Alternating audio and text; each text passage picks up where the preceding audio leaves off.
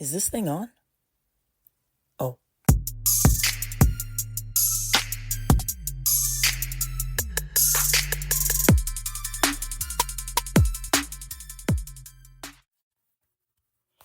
Hey, folks. So I was thinking about the Shedeur Sanders situation. He just accomplished something that he's been dreaming about since a young child. The NFL draft was last weekend, and it became a circus, is a word that people have been using, a debacle. In hindsight, we always talk about what we would have done different, but I was thinking about the money that was lost by Shedeur going in the 144th pick versus the top 10 picks. I looked at the money that Shedeur was denied because of a perception of his character. And many times we get it wrong. People say, oh, he's entitled. Oh, he's not humble. Oh, he needs to be taught a lesson. And these are things that you know because of what? Because of that's what someone told you, or that's what you read through looking at his profile picture. So many times we get it wrong. And if Shedeur had done things different, had played the cards different, played the game different, and gone in as far as, I'm just going to go in as this innocent young kid. I'm going to go in, do what they tell me, go to all my interviews, do all the workouts, do everything that I'm supposed to do to make myself look good, play the game, and get my money. Did Shedeur know that if you go in cocky, if you go in with the attitude and the persona that your father has shown for years and years and years, and it worked for him, but if you go in with all of that, what are you putting at risk? Did Shedeur understand the risk that he was taking, the risk that he would lose millions of dollars, an opportunity to get a check for millions of dollars? I know he has other resources. He has sponsors that will pay him. But looking back a week ago, if Shedeur knew that he would lose out on $40 million, would he have done things different in the combine? Would he have done things different in his interviews? And I seen in the comments, and the comments can be so hateful. He needs to be taught a lesson. He needs to be shown humility. Who is legendary? He hasn't gained that right to call himself legendary. So if Shedeur knew that all of those things would affect his money, I wonder if he would have done things different. I don't blame him for the stance that he took when he told the teams, hey, if you want to be on top, if you want a change maker, if you want to win games, it's a no-brainer.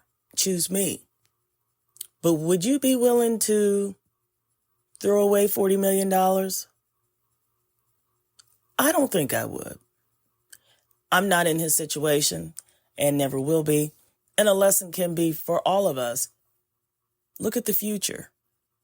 Put yourself in future mode as well as looking at the now. What do you see your future being? Do you see yourself holding that $40 million check? And if so, do the things that are necessary to get you to that point. It's great to be confident. It's a must to be confident. But we also have to understand the type of result our actions can bring. And I'm proud of Shedeur and all of the Colorado Buffalo players that have advanced and are realizing their dream right now. For the everyday man, the everyday person, the celebrity, it doesn't matter your status. You've got to think about how your actions today are going to affect your future. And in my watching 3 days of the NFL draft, I learned some things I don't think I've ever watched. If I've watched a draft before, it was just a small portion. And then also in saying that and talking about the draft, would we have turned our TVs off if Shedeur had been picked within the first 10 picks? What would that have done to the NFL broadcast? The NFL got more views. They've got more likes, more shares. Shedeur's name was mentioned an astronomical number of times in 3 days. And in looking at the comments and how hateful people can be on Twitter, they said he's trash. They said he didn't deserve to be there. He needed to be humbled. Everything's been given to him. Lies. And I'm basing that on what I've seen. I don't know Shedeur personally, but what I've seen is a humble young man. I've seen a young man who appears to have been raised right by both a mother and a father. I see a young man who appears to be caring and giving based on things that I've seen in video clips. Him giving a teammate a car. He's given them all portions of his NIL money by purchasing gifts and giving them contributions from his NIL packages and his sponsorship packages. And I don't know all the details, but I know that he has shown to be well-spoken. He's shown to be polite. But then on the field, yeah, there are clips of him having to get aggressive with people who he felt disrespected him, disrespected a teammate. You're listening to Skill in the Art. We'll be back after this short break. We'll be right back.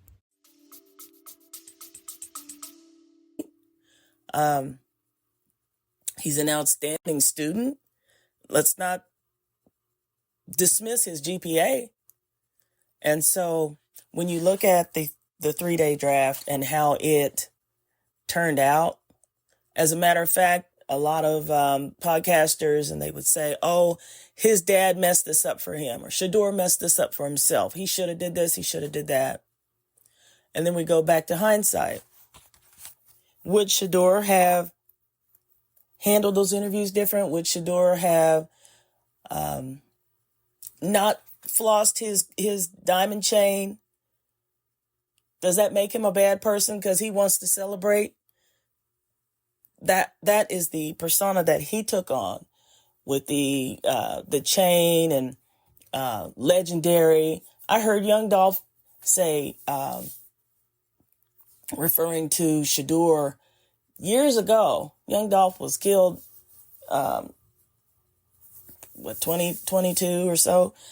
I heard him say, speaking about Shedeur in a manner and saying that he was legendary. And I don't know where Shedeur got legendary, if he heard it from someone else or if he was using it before that. But it was just a way to describe that feeling, that emotion, that level of play, and not that he thinks he's better than anybody else, but you should be confident in yourself. But the word legendary had a lot of people bothered, him holding his chain. That's the confidence that he's developed, that he's letting you know, I feel that I am one of the best to do this. And X, Twitter, people can go on there and say all kind of stuff, and they can hide their presence. They can just say things that are hurtful. And if you're not sure about who you are as a person, if you're not confident in your skills, if you don't have that mindset that, yeah, I'm a human, but I am going to put myself in a position where I feel that you can't stop me. If you don't know who you are beforehand, And then you start looking at these Twitter comments and these hateful things that people have to say. That could break you down really quickly. So it's important to have that confidence. It's important to have people around you that can feed you positive affirmations to say, yeah, you can be great. You will be great. You are great. That's important because these folks in these comments will tear you down and they will have you second guessing who you really are. But as far as Shedeur, he's going to be okay. It's unfortunate.